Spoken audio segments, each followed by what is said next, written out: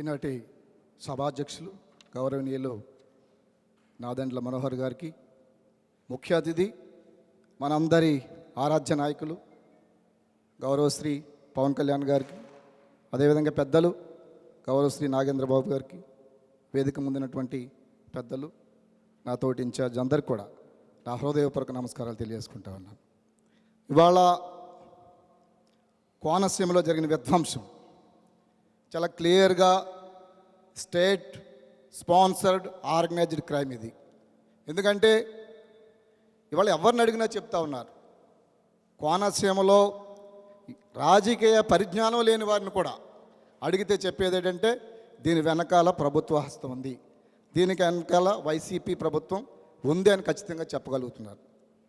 దానికి కారణాలు ఈ గవర్నమెంట్ ఏదైతే జగన్మోహన్ రెడ్డి గారు డిస్ట్రక్షన్, డైవర్షన్, ఆయన పాలిటిక్స్ అన్నీ కూడా డిస్ట్రక్షన్ మీద, డైవర్షన్ మీద ఆధారపడుతూ ఉంటాయి. ముఖ్యంగా మొన్న జరిగినటువంటి 2019 ఎన్నికల్లో ఈ రాష్ట్రంలో దళితులు ఎన్ బ్లాక్గా వైఎస్ఆర్ కాంగ్రెస్ పార్టీకి ఓటేశారనేది వాస్తవం. అదే దళితుల్లో ఇవాళ ఒక మార్పు వచ్చింది.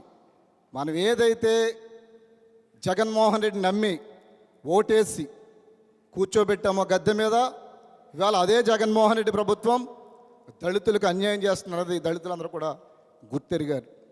సంక్షేమ పథకాల్లో కానీ మన అధ్యక్షులు వారు పవన్ కళ్యాణ్ గారు కూడా చాలా స్పష్టంగా చెప్పారు. ఆ రోజు సంఘటన జరిగిన మరుక్షణం ఇక్కడ మంగళగిరిలో విలేకరులతో మాట్లాడుతూ దళితులకు ఈ ప్రభుత్వం చేస్తున్న అన్యాయాలు, సప్లాన్ నిధులు కానీ, వారికి సంబంధించినటువంటి సంక్షేమ పథకాలు కానీ, ఎస్సీ కార్పొరేషన్ నిధులు కానీ ఏ విధంగా పక్కదారి పట్టించారు, దళితుల యొక్క ఆర్థిక స్వావలంబనకు ఏ విధంగా వైసీపీ ప్రభుత్వం నష్టం చేస్తున్నారు చాలా స్పష్టంగా అధ్యక్షులు వారు ఆ రోజు చెప్పడం జరిగింది. ఇది ప్రతి ఒక్క దళితుడికి తెలుస్తాను అన్యాయం. కేవలం ఆర్థిక స్వావలంబనకు అన్యాయం చేయడమే కాకుండా దళితులపై దాడులు, అవమానాలు వైసీపీ ప్రభుత్వం వచ్చిన తర్వాత చాలా అధికమయ్యాయి. ఇదంతా గమనించినటువంటి దళితులు ఇవాళ మేల్కొంటూ ఉన్నారు.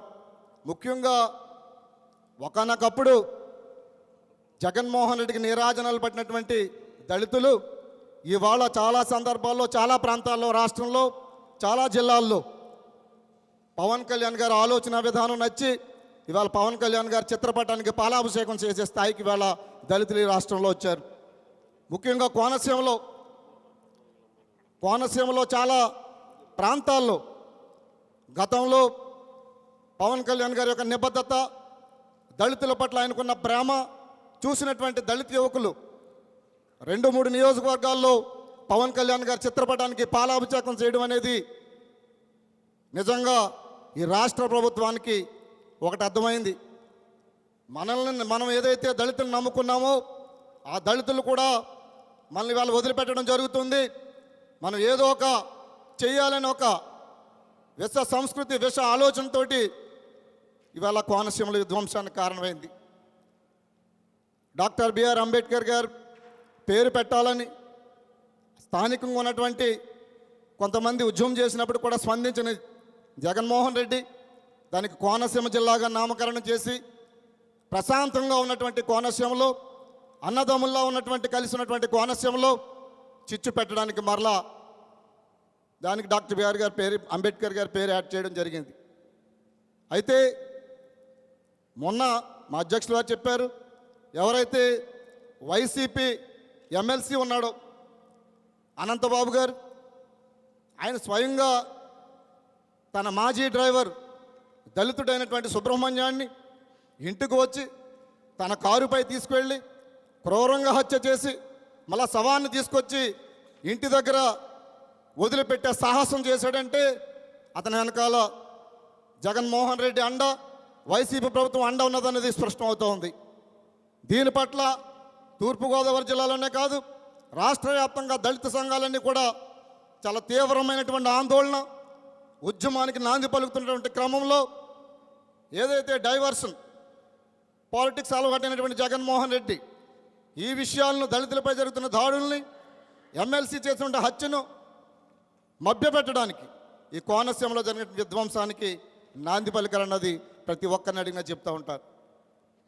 కోనసీమలో పచ్చని కోనసీమలో అన్నదమ్ముల్లో కలిసినటువంటి కోనసీమలో ఇవాళ విధ్వంసం సృష్టించడమే కాకుండా ఆ విధ్వంసానికి కారకులుగా కొన్ని కులాలను చూపించడానికి వేళ వైసీపీ ప్రభుత్వం ప్రయత్నం చేస్తూ ఉంది.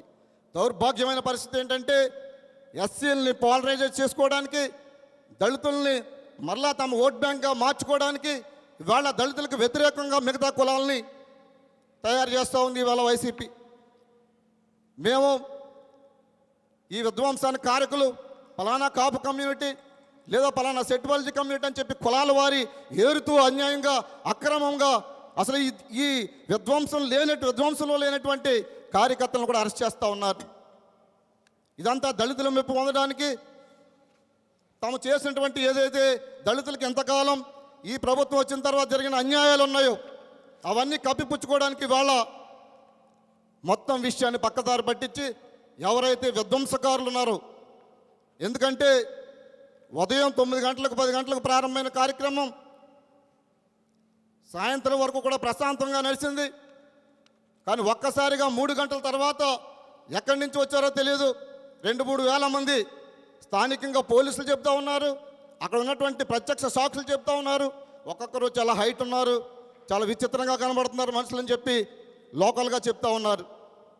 దాన్ని బట్టి ఎవరో అపరిచితులు ఒక్కసారిగా 3:30-4 గంటల మధ్యలో అమలాపురంలో ప్రవేశించి విధ్వంసం చేసుకుంటూ మంత్రి ఇంటి దగ్గరికి వెళ్ళి మంత్రి ఇంటి దగ్గర దగ్ధం చేయడమే కాకుండా తర్వాత శాసనసభ్యుల ఇంటికి వెళ్ళి కూడా దగ్ధం చేసిన వరకు కూడా పోలీసులు అలా చూస్తూ కూర్చున్నారంటే ఖచ్చితంగా అది స్టేట్ ఆర్గనైజ్డ్ క్రైమ్గా అర్థమవుతూ ఉంది.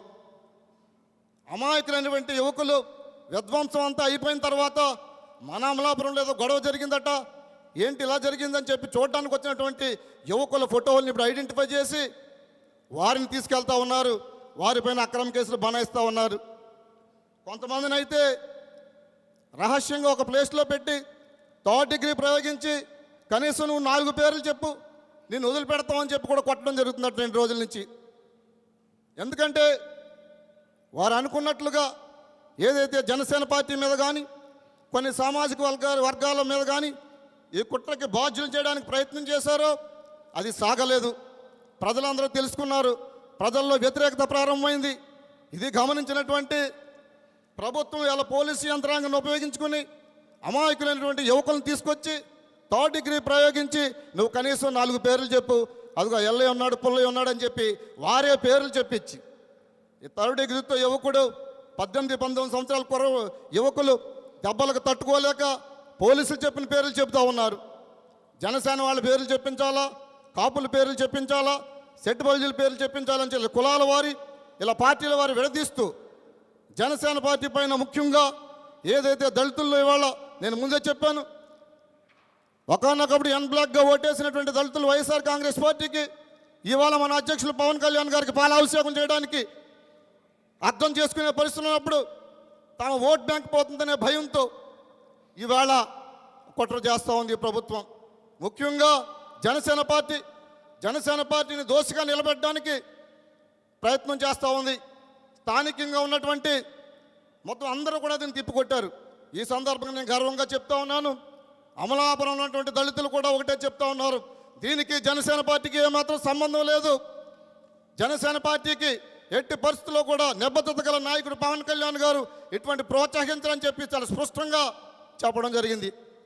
అదేవిధంగా మరుసటి రోజు మంగళగిరి వేదికగా మన అధ్యక్షులు వారు ఇచ్చినటువంటి ఏదైతే మీడియా వారితో మాట్లాడుతూ ఒక అద్భుతమైనటువంటి మెసేజ్ వెళ్ళింది.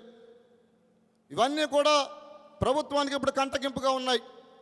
ఏదో విధంగా జనసేన పార్టీని నిలబెట్టాలి, ప్రజల్లో ఆదరణ పెరుగుతున్నటువంటి ముఖ్యంగా దళితుల్లో కానీ బీసీల్లో కానీ ఇప్పుడిప్పుడే ఆదరణ పెరుగుతున్నటువంటి జనసేన పార్టీని తుంచాలంటే ఈ విధ్వంసానికి జనసేన పార్టీ కారణం అని చెప్పాలని చెప్పి ప్రయత్నం జరుగుతూ ఉంది.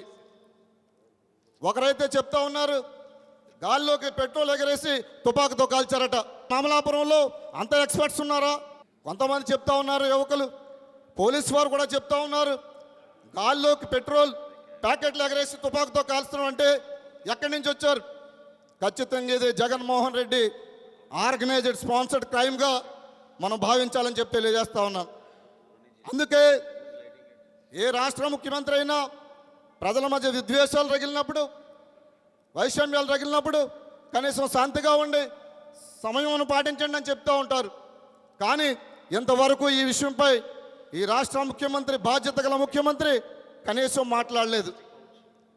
నిన్న మీడియా చాట్లో కానీ మా జిల్లా నుంచి పెద్దలతో కలిసి పవన్ కళ్యాణ్ గారితో మేము కూర్చున్నప్పుడు కానీ పవన్ కళ్యాణ్ గారు ఒక అద్భుతమైన మాట చెప్పారు.